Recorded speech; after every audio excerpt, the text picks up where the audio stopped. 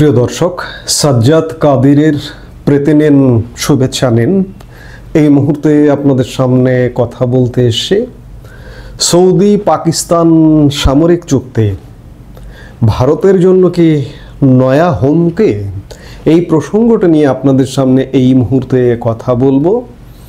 আপনারা ইতিমধ্যেই গণমাধ্যমের কল্যাণে জেনে গেছেন যে সৌদি আরবের সাথে পাকিস্তানের একটি সামরিক চুক্তি হয়েছে।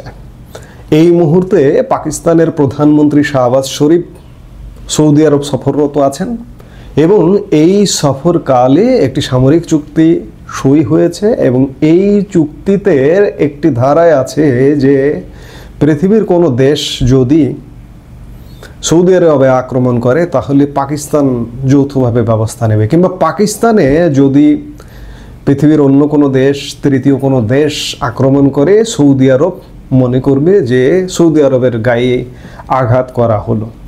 এমন একটি চুক্তি অনুষ্ঠিত হয়েছে। এই মুহূর্তে, যে মুহূর্তে চুক্তিটা অনুষ্ঠিত হলো, সেই মুহূর্তে চিরবৈরী ভারত পাকিস্তান এবং ভারত পাকিস্তান যে কোনো মুহূর্তে ঠোকাঠুকি লাগতে পারে এমন একটা অবস্থা। এই এমন একটা অবস্থার মধ্যে পাকিস্তান গিয়ে সৌদি আরবের সাথে একটা চুক্তি করে ফেলল। এখন প্রশ্ন হচ্ছে যে এটি কি ভারতের জন্য কি হুমকি হতে পারে? আমি যদি এক কথায় উত্তর দেই তাহলে সৌদি আরবকে বলবো পৃথিবীর একটি বুদ্ধিমান দেশ, ভারতের জন্য কোনোই হুমকি নয়। বরঞ্চ পাকিস্তানের সাথে যে সম্পর্ক তার তুলনায় ভারতের সাথে এক কাঠি স্বরের সম্পর্ক সৌদি আরবের। সৌদি আরব মধ্যপ্রাচ্যের সবচেয়ে বড়, সবচেয়ে প্রভাবশালী দেশ। শুধু মধ্যপ্রাচ্যের বললে ভুল হবে না, এটি পৃথিবীর টপ কয়েকটি দেশের মধ্যে, টপ 10 to 15 মধ্যে ডেফিনেটলি সৌদি আরব থাকবে, তেমন একটি দেশ। এবং আজকের সৌদি আরব, আধুনিক সৌদি আরব, উদার সৌদি আরব, উদারতার পথে, প্রতিনিয়ত সংস্কারের পথে হাঁটছে সৌদি আরব, মানধাত্তার প্রচলিত ধ্যান ধারণা ভেদ করে একটি মধ্যপ্রাচ্যে পশ্চিম এশিয়ার দেশ। এবং এটা বাংলাদেশে, আমি যেহেতু বাংলাদেশের মানুষ, সেই হিসেবে বাংলাদেশের সাথে একটু খুব বেশি বেশি করে সব কিছু ট্যাগ লাগাই দিই, তুলনা করি। সৌদি আরব বাংলাদেশের থেকে প্রায় 15 গুণ বড় একটি দেশ, আয়তনে প্রায় 21.5 লক্ষ বর্গ কিলোমিটার এবং জনসংখ্যা আমাদের তুলনা, সৌদি আরবের জনসংখ্যা 3.5 কোটির মতো। আমরা আলাপে ছিলাম যে সৌদি এবং পাকিস্তান সামরিক চুক্তি, এতে করে ভারতের উপরে কোনো প্রভাব পড়বে কিনা। ভারতের সাথেও সৌদি আরবের চমৎকার সম্পর্ক। এই তো কদিন আগে, গত এপ্রিলে ভারতের প্রধানমন্ত্রী নরেন্দ্র মোদী 2 দিনের সৌদি আরব সফর করেছেন এবং তাদের মধ্যে বন্ধুত্ব বলেন, কৌশলগত অংশীদারিত্ব পরিষদ আছে। 2019 সাল থেকে ভারতের সাথে কৌশলগত অংশীদারিত্ব পরিষদ গঠনের পর 2 দেশের মধ্যে সম্পর্কের বহুমাত্রিক রূপে প্রসারিত হয়েছে। সৌদি আরব বর্তমানে ভারতের 5ম বৃহত্তম বাণিজ্য অংশীদার। কৃষি, সার, জ্বালানি ও প্রযুক্তি খাতে 2 দেশের মধ্যে সহযোগিতা উল্লেখযোগ্য হারে এই মুহূর্তে বৃদ্ধি পেয়েছে। এই মুহূর্তে প্রচণ্ড লাইমলাইটের একটা দেশ সৌদি আরব। আগামীতে খুব বড় ধরনের দুটো খুব বড় ইভেন্ট করতে যাচ্ছে। সৌদি আরবে 2030-এর বিশ্ব এক্সপো, অর্থাৎ বিশ্ব বাণিজ্য একটা সম্মেলন হবে 2030-এ এবং 2034 সালে ফিফা বিশ্বকাপের আয়োজক হিসেবে সৌদি আরব আয়োজক দেশ হিসেবে এই মুহূর্তে বেশ ব্যস্ত সময় পার করছে। এখন থেকেই ব্যস্ততা শুরু হয়ে গেছে, যদিও বা এখনো প্রায় 9 বছরের মতো সময় আছে, কিন্তু তারপরেও তাদের মাথায় এরকম একটি বড় আয়োজন। ভারতের জ্বালানি নিরাপত্তায় সৌদি আরবের ভূমিকা অনন্য, অপরিসীম এবং সৌদি আরবে প্রবাসী উল্লেখযোগ্য সংখ্যক ভারতীয় নাগরিক বসবাস করেন। বিভিন্ন কর্মকাণ্ডে, সৌদি আরবের উন্নয়ন কর্মকাণ্ডে প্রায় 27 লক্ষ ভারতীয় সৌদি আরবে বসবাস করেন। পাকিস্তানের থেকে কোনো অংশে কম নয়, বরঞ্চ পাকিস্তানের থেকে বেশি হতে পারে। কাজেই সৌদি এবং ভারত সম্পর্কটা চমৎকার একটা সম্পর্ক। আর এই সম্পর্কের মধ্যে বুধবার সৌদি আরবে সে দেশের যুবরাজ মোহাম্মদ বিন সালমানের সঙ্গে দেখা করেন পাকিস্তানের প্রধানমন্ত্রী শাহবাজ শরীফ। তারপর দুই দেশ কৌশলগত এবং পারস্পরিক প্রতিরক্ষা চুক্তিতে স্বাক্ষর করে। সংবাদ সংস্থা এএফপির এক প্রতিবেদন অনুসারে সৌদি আরবের তরফে একটি বিবৃতি দিয়ে বলা হয়েছে, দু দেশের মধ্যে পারস্পরিক বোঝাপড়া আরও বৃদ্ধি করা হচ্ছে। যে কোনো ধরনের আগ্রাসনের বিরুদ্ধে যৌথভাবে লড়বে সৌদি আরব এবং পাকিস্তান।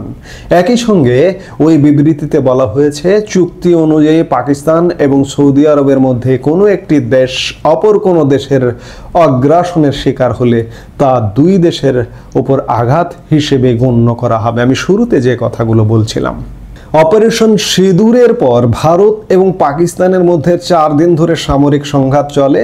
তারপর থেকেই আন্তর্জাতিক রাজনীতিতে নিজেদের গ্রহণযোগ্যতা বৃদ্ধি করার চেষ্টা করছে পাকিস্তান। সেই প্রেক্ষাপটেই সৌদি আরবের সঙ্গে পাকিস্তানের এই প্রতিরক্ষা চুক্তিকে তাৎপর্যপূর্ণ বলেই মনে করা হচ্ছে। এমনিতে সৌদি আরবের সঙ্গে ভারতের সম্পর্কও যথেষ্ট ভালো, আমি খানিক আগে যেটি বললাম। তবে বর্তমান ভূ রাজনৈতিক পরিস্থিতিতে রিয়াদ এবং ইসলামাবাদের কাছাকাছি আসা নতুন কোনো অক্ষ তৈরির সম্ভাবনা উস্কে দিচ্ছে কিনা তা নিয়েও জল্পনা ছড়িয়েছে। সৌদির সঙ্গে আমেরিকার সম্পর্কও বেশ ভালো। প্রাথমিকভাবে জানা গেছে, সৌদি যুবরাজের আমন্ত্রণেই পশ্চিম এশিয়ার ওই দেশে গিয়েছেন শাহবাজ শরীফ। আপনারা জানেন যে কয়েকদিন আগেই সৌদি আরবের ঠিক প্রতিবেশী দেশ কাতারের রাজধানী দোহায় আকাশপথে হানা দিয়েছিল ইসরায়েল। তাদের নিশানায় ছিলেন সে দেশে বসবাসকারী হামাস নেতারা। এই ঘটনার পরেই ইসরায়েলকে তোপের মুখে ফেলে কাতার। ইসরায়েলি হানাকে ভালোভাবে নেয়নি বন্ধু আমেরিকাও। সেই প্রেক্ষাপটে মঙ্গলবার বিদেশ সচিব মার্কো রুবিও জানান, আমেরিকা এবং কাতারের মধ্যে সামরিক বোঝাপড়া নিয়ে চূড়ান্ত পর্যায়ের কথা চলছে।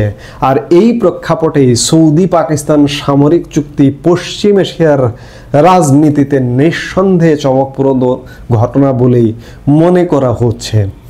আপনারা জানেন যে গত মে মাসে ভারত পাকিস্তান একটা শর্ট যুদ্ধ হয়েছে। এই চুক্তিটা হবার পরে এখন যদি আবার যুদ্ধ হয়, তাহলে কি সৌদি আরব পাকিস্তানের পক্ষে ভারতের বিরুদ্ধে অস্ত্র ধরবে? এই প্রশ্নগুলা এসে যায়, কারণ ভারতের কিন্তু অপারেশন সিঁদুর এখনো জারি আছে, যে কোনো সময় ফুঁসে উঠতে পারে। এখন সামরিক চুক্তিটা আসলে কেন হলো কি, এবং অবাক এবং বিস্মিত হবার মতো, কারণ ভারতের সাথেও সৌদি আরব চমৎকার সম্পর্ক রেখে চলে। কিন্তু চুক্তির একটি ধারা বলছে যে একটি দেশের উপর যদি আক্রমণ করা হয় তৃতীয় কোনো দেশ, তাহলে তার পক্ষে অস্ত্র ধরবে। আজকে যদি মে মাসে এই চুক্তিটা থাকতো, তাহলে কি পাকিস্তানের পক্ষে সৌদি আরব অস্ত্র ধরতো? এমন নানা প্রশ্ন আসলে ঘুরপাক খাচ্ছে। আসলে কি হচ্ছে, এটি একটা চমকপ্রদ ঘটনা নিঃসন্দেহে। কারণ সৌদিতে ক্রাউন প্রিন্স সালমান ডেকে নিয়েছেন শাহবাজ শরীফকে, এবং ডেকে নিয়ে একটা চুক্তি পর্যন্ত সই সম্পন্ন হলো।